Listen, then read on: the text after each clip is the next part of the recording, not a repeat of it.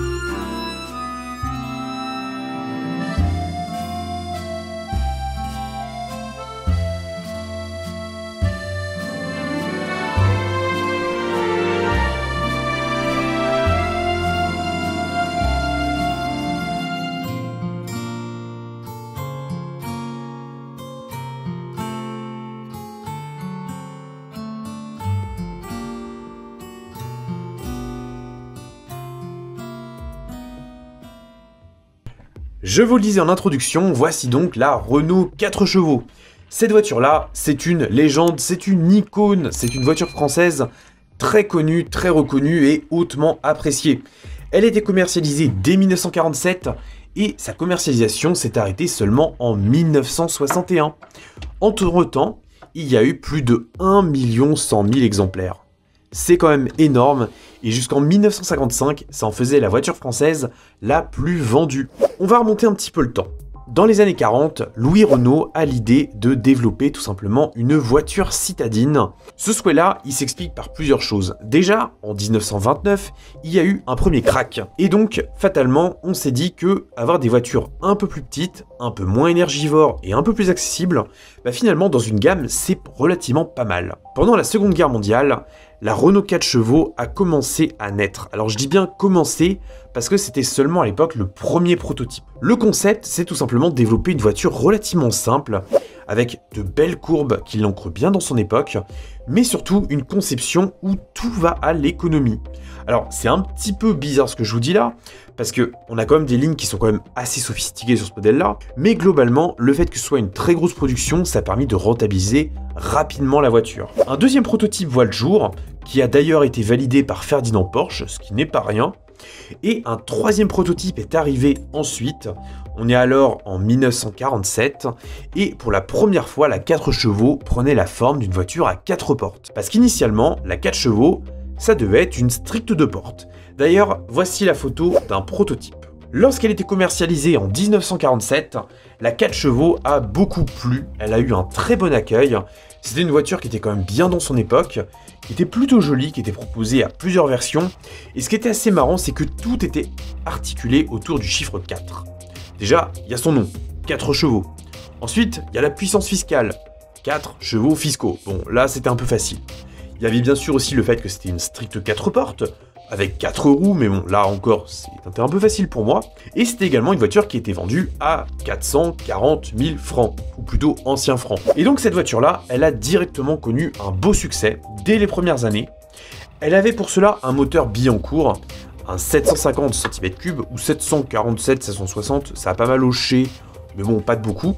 Et c'est une voiture qui était tout simplement assez bien pensée. Alors, le moteur, il était tout à l'arrière, c'était une propulsion, et elle était dotée d'une boîte de vitesse manuelle à 3 rapports. Cette voiture-là, elle était quand même relativement intelligente dans l'ensemble, mais elle avait aussi quelques défauts, avec notamment une insonorisation qui était un peu perfectible, et forcément des bruits de roulement qui étaient assez élevés. On a donc une voiture qui a connu un beau succès. Alors ici, le modèle que j'ai face à moi, je pense que vous avez reconnu le fait que c'est une découvrable. Découvrable, c'est un modèle qui est sorti en 1949.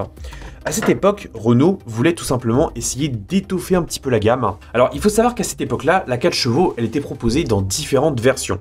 Globalement, il y avait une seule carrosserie, mais plusieurs niveaux de finition, avec par exemple la version Affaire, qui était vraiment l'entrée de gamme la plus dépouillée. Pour la version découvrable, on avait forcément la finition Grand Luxe. C'était d'ailleurs, pour ceux qui aiment bien les codes de véhicules et tout, c'est le modèle type R1060. La 4 chevaux découvrable, elle a été écoulée à un petit peu moins de 10 000 exemplaires. Et d'ailleurs, on peut noter une chose que j'aime bien, c'est qu'on a la calandre à 6 moustaches. Ça veut dire que c'est forcément un modèle qui a été commercialisé avant l'année 54. À partir de 54, il n'y en avait plus que 3, et même une seule moustache pour les versions Affaires, donc commercialisées à partir de 54. Ça permet donc de localiser un petit peu l'année de production du modèle. D'ailleurs, ce modèle-là, il avait un surnom.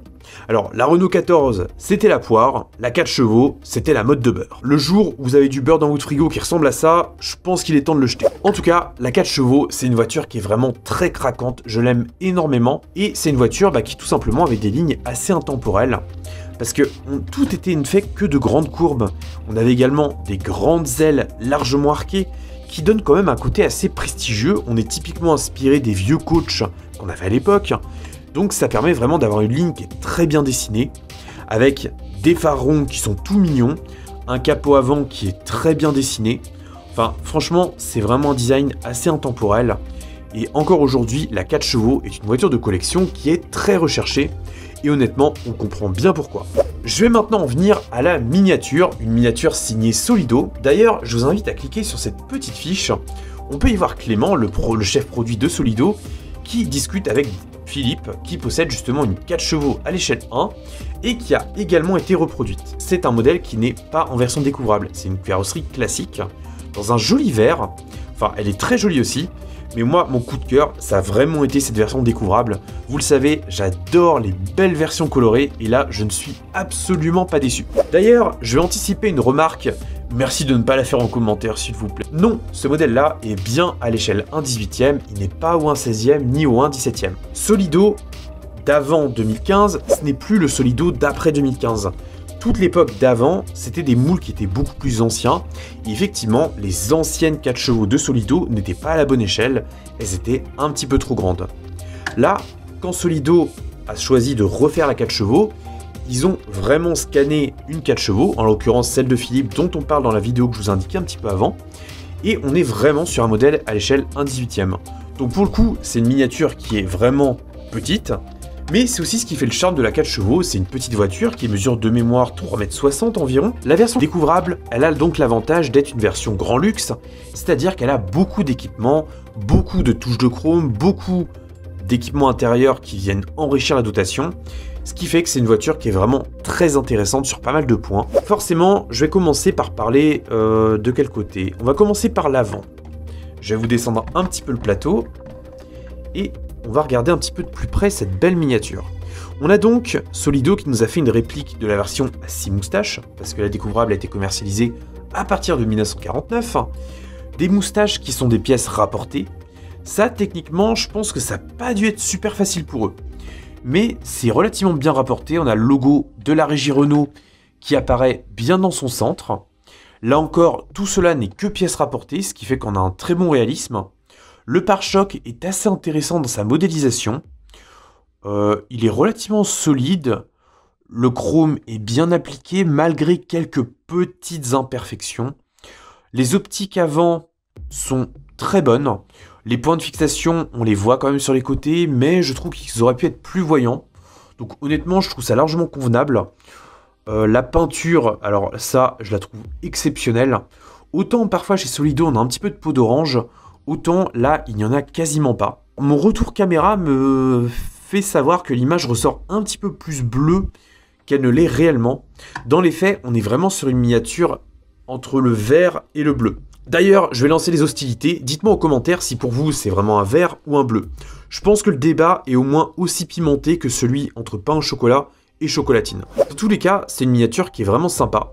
Alors forcément, elle paraît assez plastique. C'est sûr.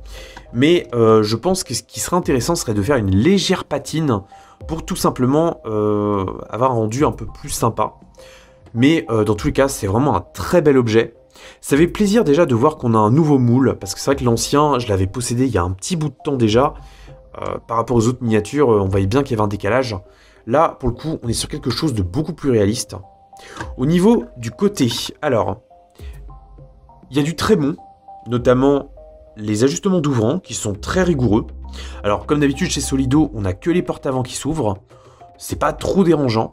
Les charnières de porte, ce que je trouve intéressant, c'est que de prime abord, elles me paraissaient un peu visibles. Mais en fait, ce sont des vraies charnières de porte. Et donc, je trouve ça très sympa de la part de Solido d'avoir reproduit le système. C'est très très bien, très positif. On a également les poignées de porte qui sont des pièces rapportées. On a des vitres qui sont plutôt réalistes aussi. Alors, on a également la partie centrale des montants qui permet de faire coulisser le volet, qui est reproduite, donc ça c'est bien aussi. Au niveau des jantes et des pneus, on est donc sur des pneus qui sont réellement en gomme, avec des flancs blancs qui sont absolument craquants. Petit bémol sur l'application du flanc blanc qui est assez inégal.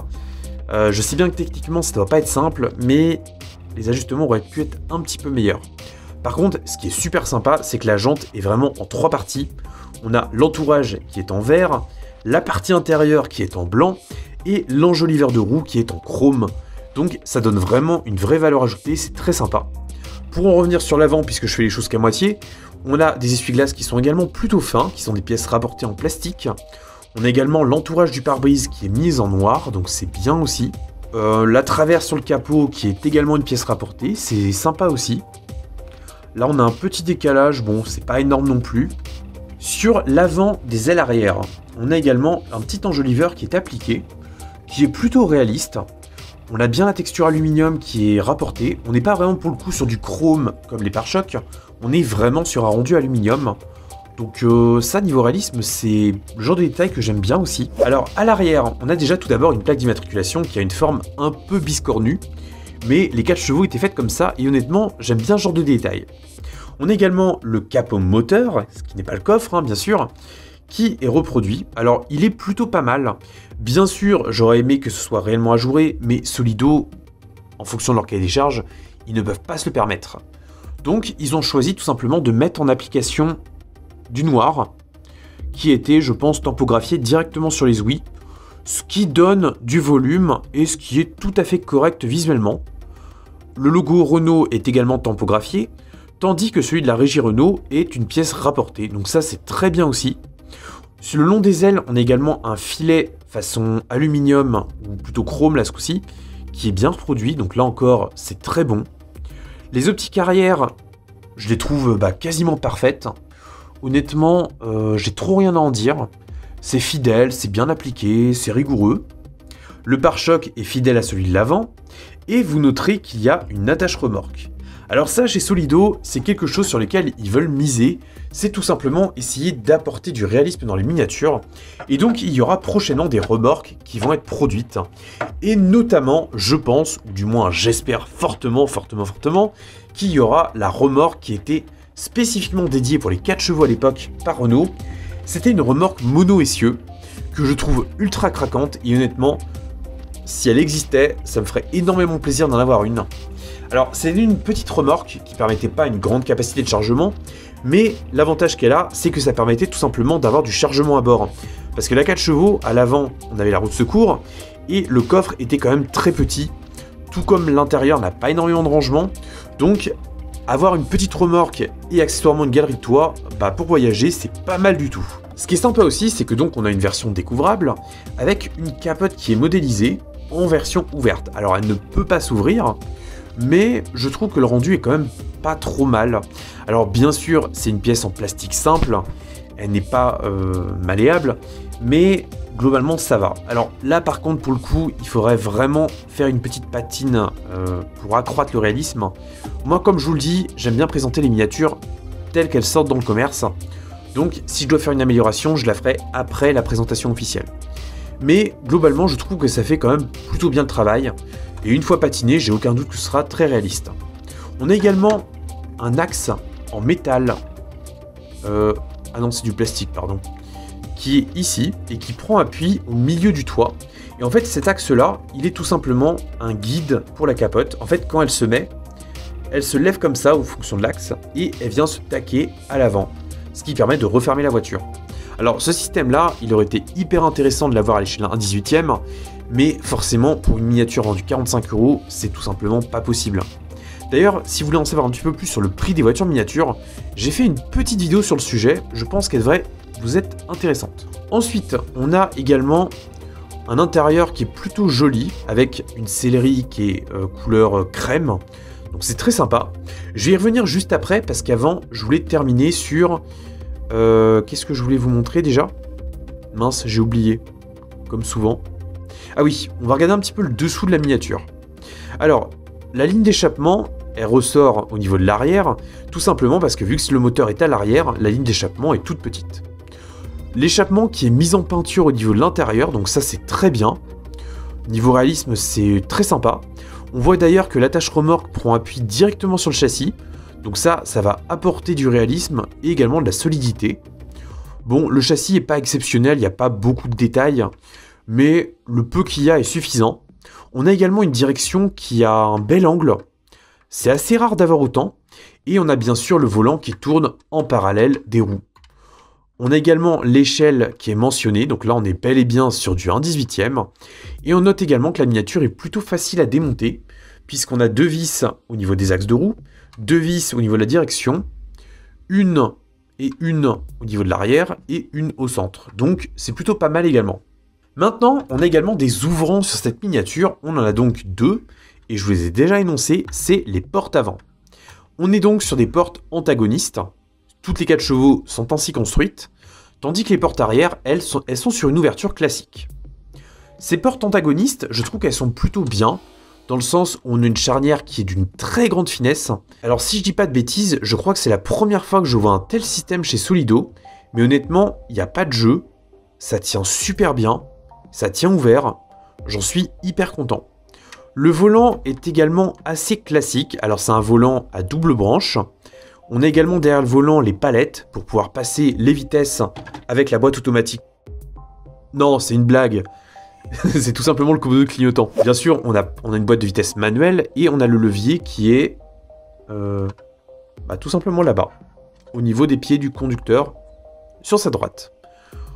La planche de bord est assez simple, ça fait très plastique, mais là encore une fois, la 4 chevaux, c'est une voiture basique de conception, donc il n'y a pas énormément de détails à découvrir à l'intérieur. Mais globalement, ce que je trouve génial, c'est quand même ce système de porte que je trouve vraiment très réussi.